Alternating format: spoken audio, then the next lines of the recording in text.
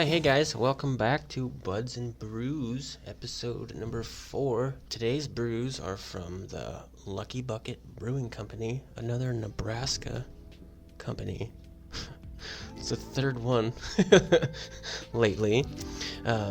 Today we've got the Certified Evil, the Imperial Oatmeal Stout. I'm really excited about this one. It's got 9.6% alcohol volume.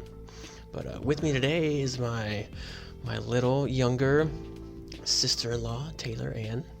Yes, hello. Thanks for having me. Where are you from, Taylor Ann? Well, originally, I guess I'm from Seneca, Kansas, which is a small town in northeastern Kansas. But right now I'm currently residing in Topeka, Kansas. So. Topeka, Kansas. Yeah. My brother, my little brother from the last episode. Yes. If you haven't picked up on it. So, Got the same name. How does that work? Oh, it's confusing. Yeah, I've been even checked into like the chiropractor wrong. Yeah. You're lucky you guys don't have like a landline telephone. No. You're lucky it's not 20 years ago. Yeah, I know, right? That would be even more confusing. But yeah, mail is confusing sometimes if we don't have the middle initial on there, and yeah. It's funny sometimes and also annoying other times, but you know. I'm sure it gets a lot of. It's pretty taxing on the patients, I would imagine. Oh, yeah. You mean like my job, or? Well, like just having the same name with somebody. Yeah. It takes away from the individuality of like yourself, you would think, yes, right? Patient. I see what you're You know what I mean? Yes. So Certified Evil is the result of a 2008 collaboration project between these two people out of California named Matt Wick and Todd Asherman out of 50/50 Brewing in Truckee, California. But what makes this really cool is since the first collaboration, 6 new breweries have been added to the project to invent a truly unique beer. And so this name, it's a newer version from the 2008, made from the 6 separate breweries, which kind of give it a real complex taste. So, real big combination. I've never even heard of that before. But what makes it also really cool is they age it in Cabernet barrels for 1 year with a younger batch of oak-aged Certified Evil. This recipe also includes a wide variety of complex sugars, including turbinado sugar, molasses, and honey. So I'm kind of anxious to try this one. What do you think about all that? I don't know. The bottle is kind of intimidating. Yeah, what do you think of the bottle? It's got like a skull on it, and I don't know if that's because it's got such a high alcohol content or... It's an Imperial Oatmeal Stout, and what's different about oatmeal stouts is the proportion of oats they use is about 30%, and then it's added to the brewing process at a later time. And so this kind of results into a bit of a bitter taste sometimes, but not necessarily all the time. But we're about to find out what this thing tastes like. Yeah. Like I said, I really like the label. It's like a black and lime green almost. Yeah. Yeah. It's one of them shorter, fatter bottles too. All right, cheers. It's got a real dark, opaque appearance. That is. Wow. It tastes like it's definitely a dark. That is a really heavy dark I kind taste. of like it. Almost It's almost reminds a me roasted like flavor, like almost. coffee. You know, It's kind of what it reminds me of. got a real caramely taste. Yeah, I can definitely taste the coffee. I feel like you drink this, it gives you coffee breath. Yeah, I can see You know what I mean? Yeah. I like it a lot. It's bitter. It's not bad. Like you said, like it's probably wouldn't be able to. bitter, but it's an okay kind of bitter. I don't know. It's balanced really well. It's 9.1%. That's a lot for a beer. Yeah, the aftertaste is not bad either. I thought when I first when it first hit my mouth, I was like, oh no. But is then unique. It's not bad. Unique for show. What do you think? You think you could drink it? How many of these do you think you could drink? Not many, I can Not tell very you. many. It's definitely very heavy. And I'm just not very experienced with different types of beers. I am much more of like a rum drinker, so I'm not like very fluent or whatever you want to say. What kind of rum do you like? Um, Still very like fruity. I don't know. Maybe I still haven't grown up from my college days, but I'm like still stuck on Malibu rum. I like Malibu rum a lot. You can't go wrong with what you like and what tastes good. Just because something tastes really bad doesn't mean you have to flock to it. But I can see like some of my friends think it tastes like suntan lotion, and I could see that too. Suntan lotion? Sometimes I kind of have to be in the mood for it now, to be honest with you, versus, I remember seeing you with a handle of that at every party we'd go to. Every single one. Yeah. It still comes in clutch a lot. So what do you do? What do you do for a living? What do you like to do, I guess? Well, or not what do you like to do? What do you have to do? Right, yeah. I work in a laboratory. I'm a medical laboratory scientist, which actually sounds, a lot more cooler, I feel like, than it actually is. But I run tests on like people's body fluids, so like your serum or your urine, even things like that, your blood. I do your blood work, so I don't actually draw the blood, but I do the testing on it. So like your calcium levels, I report that out to the doctor, maybe your thyroid levels, things like that. And then I also work in the blood bank in the laboratory, and that's where we can prepare you for like a transfusion. So if you need a unit of blood because you've had a surgery with a lot of blood loss, or you're anemic and you need a unit of blood, or maybe you have cancer and you need a platelet because your platelet count is so low from your medicine, I can match that up and make sure you don't have a bad reaction, don't get the wrong blood type. So do you...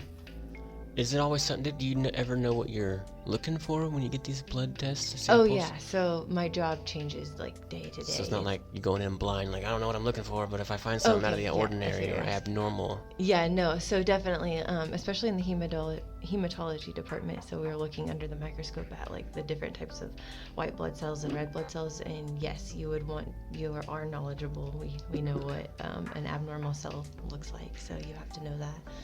When you're scanning through the slide, and if there's a weird looking cell, you have to be aware, so that way we can notify like a pathologist, the doctor, to come look at it and see if it's cancerous or what it could possibly be, maybe from an infection made it look weird, things like that. But my day, you never know what you're gonna get. So I work at a level 2 trauma center, so sometimes we'll have different traumas come in, like a gunshot wound, and they might require a lot of blood. Do you get to see that firsthand?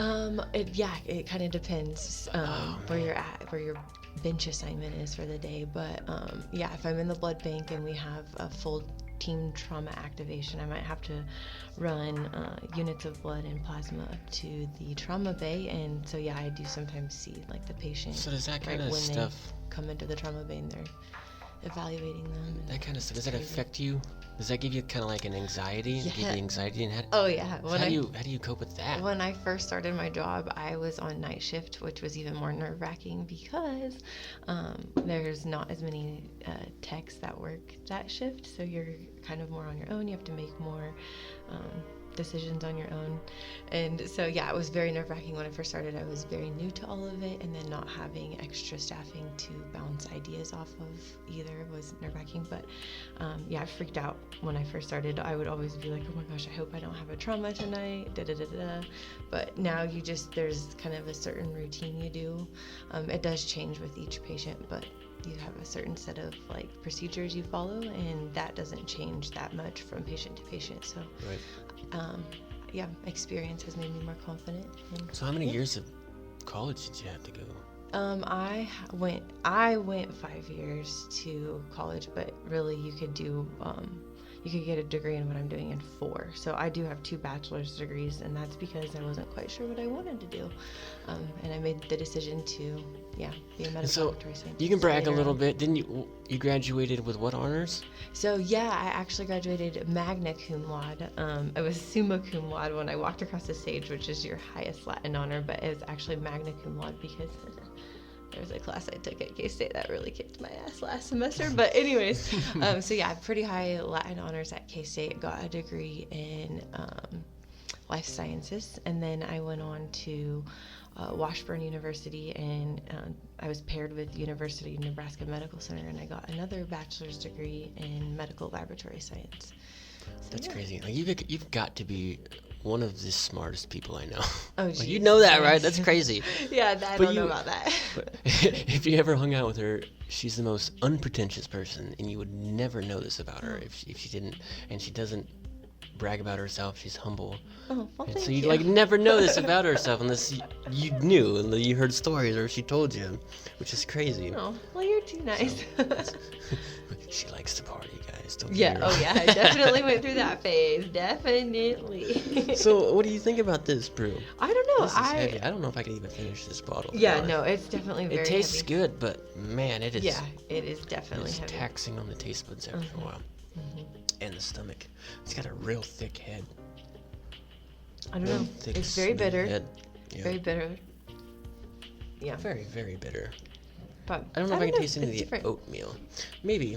I don't know. Like I said, it's got that coffee taste. Caramel. Yeah, it's very caramel-esque. coffee-ish. That type of bitter, I would say. Yeah. All right, so our next brew, going a little bit more mainstream here. A little less popular. But we're doing the Stella Artois, the cider, European style cider today. And I'm excited about this. I've never had this before. I've never actually had an alcoholic cider. I don't know what to expect out of this. That's crazy. Yeah, I'm excited. 4.5% Oh. alcohol by volume. And if you've ever had Stella Artois, just a normal beer, it's a little bit different of a fancier bottle. And so this one kind of goes with the same theme. Different, fancier, unique bottle. I like it. I'll open it for you. I can't. I think you're open using this. the wrong end. It's so pretty. There you go. It's embarrassing. So yeah, I mean, it looks like apple juice, carbonated apple juice. It smells like. Oh, it smells like apple juice. Do you think is this gonna taste like apple cider?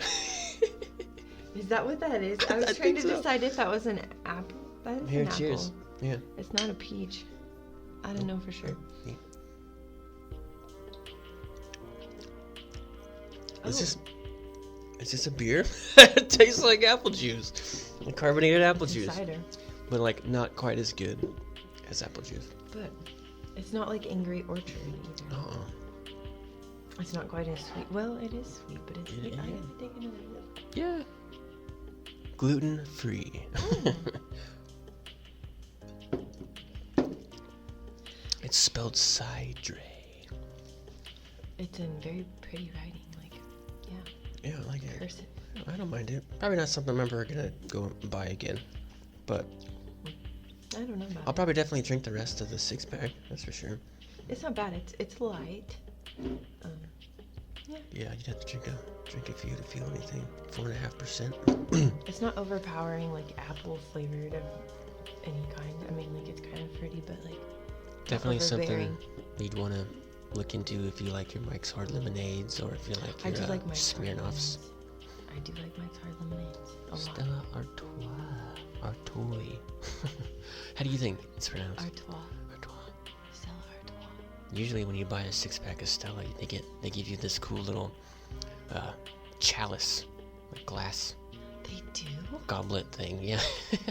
I've I've never got one bought in the a kitchen. They six-pack look of pretty cool, Stella. actually. I've ordered that at the bar, but I never bought a 6-pack. So I am missing out. Damn. Cool. Yeah. Neat. Yeah, I don't know. So are you much of a beer drinker?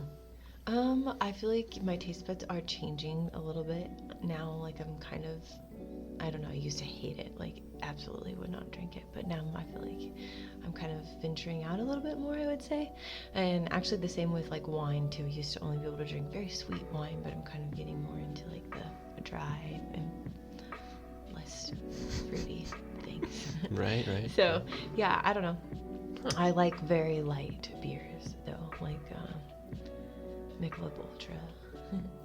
It's like Michelob Ultra. water. Well, it tastes. Yeah. Well, I don't mind a Corona every now and then with lime, which is probably what kind of wine do you like to drink? You So I like was- to drink the Diastis though, right? yeah, like the almost bubbly stuff. champagnes. Yes, yeah. So that's really what the Moscato was like. Yeah, where it's at. I feel like now I'm kind of like a Riesling. Is that what it's called? A Riesling? Is it Riesling? It's Riesling, I think. Riesling. Yeah, Riesling. It's only like one step up from the Moscato as far as sweetness goes. Like not as sweet, but so it's pretty sweet still. But I kind of like that. So are you able to tell us like how they, like what the procedure for this whole COVID thing is? What happens when you get a test sample and a test positive for COVID? Yeah, so it kind of depends. How do you go about, like, I just want to know the process. Not a lot of people know what happens behind the scenes. So, well, I live in a town of, I don't know, what is it, like 50 or 60? Wait, is that, I don't even know. 60,000? Population, but the hospital I work at, it's a level 2 trauma center. There's over 500 patient beds. So our ER, like on a busy day, would have maybe like, I don't know, 30 some 40. I've seen it up to like 48 patients in the ER before. Like, we can be pretty busy. But for COVID generally, you know, if you are not having any life-threatening complications, then typically you just stay home if you have COVID. So a lot of the patients that I see a lot of the testing on are actually really sick, and they're either admitted or they're in the ER on their way to be admitted because they're too short of breath to handle it at home, maybe because they have an underlying condition like diabetes or something like that. Right. And so it's not mild, doesn't present mildly, but so they would come into the ER and they would depending upon the patient's symptoms, so if they're running a fever or they're having respiratory issues, they would get put into an isolation room, and anyone who goes in the room has to gown up, like from head to toe. Your hair has to be covered, everything. It's also negative air flow, so none of the air will escape when you're leaving the room, so to help prevent with the contamination part of it. But yeah, you would get put in one of those rooms, and you would just start getting testing done. So maybe like blood work, some of the stuff that I see in the chemistry department would be, your blood work, different values would be elevated if you have COVID. So do you feel pretty confident in their, and then, I guess, do you feel confident when you leave the hospital that you're not going to bring any sicknesses home? Do you ever worry about something like that? Oh, for sure, definitely. Because you're working with that stuff, like, so like a lot of looking at it through a microscope. That scared the hell out of me. And so the people that gown up to go into these patient rooms to, like, you know, test them for COVID, which is a nasal swab, gets stuck very far back in your nasal cavity. It can be uncomfortable at times, but that's generally how we test for COVID. But all of those tubes of blood that get drawn out of that patient room come down to the lab, and then I touch them. So it's not like the tubes get gowned up or wiped down or anything like that, which I had a huge issue with in the beginning because I don't get any extra pay. I actually got a pay cut during the thick of COVID, which was insane because I have coworkers who are actually doing the testing, touching patient snot and deciding if you're COVID positive or negative, which so but no, we got a pay cut in the lab, which was kind of a slap in the face. That does suck. You know, there's other people who could work from home and be working behind the computer and not have any of those risks daily. They're not coming into contact with and you're working on the stuff. front lines, and you get a pay cut. It doesn't make any sense. And you know, I think, you know, some of the RNs who are working on the front lines, like going into the patient rooms and swabbing the patient noses, I'm pretty sure some of them, you know, I don't think they got a bonus, which I feel like they should have, but they didn't get a pay cut, which is good. But my coworkers who are touching the snot that you wear a mask to try to help decrease the spread of your nasal droplets, they're literally touching that stuff. And pay cut. But it's crazy. It's been crazy times. What are your opinions on the whole mask? Like, I'm pretty sure all of us realize wearing a mask, it's not difficult. Yes, you don't take any extra effort to wear a mask, and you do it to be considerate to the other people. But a lot of people think that I'm wearing a mask to protect myself against a virus, and they're like, well, how's a mask going to shield me from a microscopic virus? Well, tell them the reason that you wear a mask. So, definitely, you're right. I mean, they're not wrong when they say that the mask isn't going to protect them from the virus, because the virus itself is super small. But that's not the reason you wear a mask. Exactly. It's for people who are like immunocompromised. Maybe they have cancer and they're going through a chemotherapy treatment, and they have no immune system that could fight off even the slightest little bug. And then COVID, which is this completely foreign thing to the human body, comes along and it It's could just just a way kill of- them immediately. And so, Right. yeah, wearing a mask helps prevent the spread of respiratory droplets. So, like when you talk, even though you can't see it, you have tiny little air particles. Right, and that's how the virus is. Yeah, and then it Transport and lands, travel and through then the you air, touch yeah, it, it's and through then the you water put it on your droplets. mouth or your nose, and then there you go. Yeah. And wearing a mask is just a way to kind of help localize Decrease all that a them little bit. water It's droplets. maybe not going to prevent the spread of all of it, but if you, cover a leak, obviously you're going to stop that. It's kind of the same thing. It just helps. Slowing It just it down helps. a little bit. Yeah. But I don't know. I've gone back and forth with the severity of everything. It's still like we're learning constantly, and science changes. So I don't know. we just recently learned that Trump and the First Lady have COVID-19. I know. Which I don't know. it's like I almost think it's just a ploy I because know, he's going to right? be in Like a quarantine for at publicity least 2 weeks. Going to be out doing anything for months. Exactly. He gets and out maybe of trying doing to- any kind of debates. Exactly. Out of I doing. heard all about that too. So I know. It makes you who wonder. knows? Like the It's legitimacy. crazy. I mean, how crazy would it be if he died? Right? Big ol' slap in the face. But it's really, it's like, because it's 2 months away from the election, so it wouldn't be all that detrimental, but That'd be he crazy. loses out getting reelected, and they were stuck with Joe Biden. And I'm not going to make it a political No, political you're good. episode You're at all, good. but it's just, maybe a little something a little fishy. yeah. So, No, I got you. But no, our liquor today is doing something a little different. The Kraken Black Spiced Rum. Oh my land. That's pretty much available everywhere on shelves.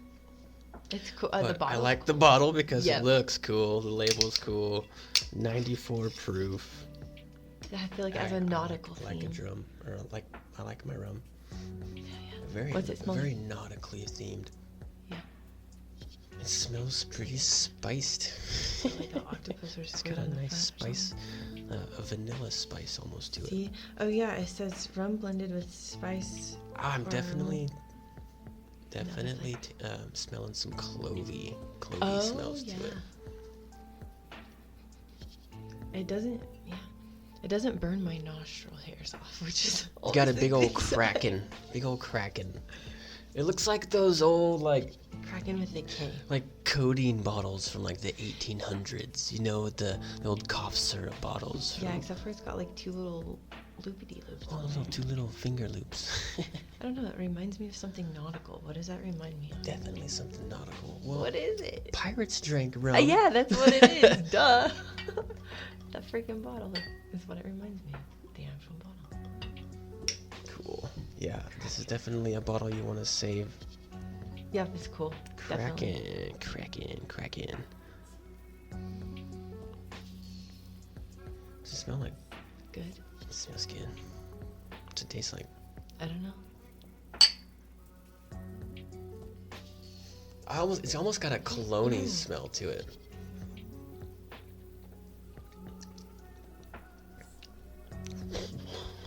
It is Whoa. warm. Holy cow. I was That really is- not expecting that That's been flavor intense. from the smell. Yeah. It kind of surprised me. That is really intense. Oh wow, it's That's a full lot, of flavors. A lot stronger than I realized. Crazy. So, do you want to hear the horrid tale of the Kraken? Yes. Right? Legend has it a ship carrying spiced rum from the Caribbean was attacked by a monstrous Kraken. The beast thrust upon the ship its massive limbs, plunging the vessel and the man on board into impenetrable darkness. For centuries, the Kraken was thought to dwell in the blackest depths of the sea, surfing only to devour entire ships whole. The looming threat of its presence enough to keep sailors in a constant state of fear. Until now. The Kraken has emerged. It has spread its tentacles inland, looking for a new place to wreak its unique brand of havoc. Resistance is futile. No one knows where it may surface. No one except those unlucky few who are about to cross its massive path. Those who survive have epic tales to tell. Alright, cool. Whatever. Great. Whatever that means. Interesting. Cool website. It's a pretty neat website. Yeah. Hey, what do you think? What do you think? What's your Well, overall that rating? story lines up with the label because here's the little ship stuck in the little Kraken's tentacle. Oh, really? That's cool. That is cool. Too funny. Well, Taylor, and thanks for being my guest. Yeah, no It's fun. problem. Yeah. Fun learning about the medical field. Oh yeah, I feel like I talked a lot, so thanks for your patience. Oh, you're good. Thank you. All right, guys, that's it. Thanks for listening to Buds and Brews.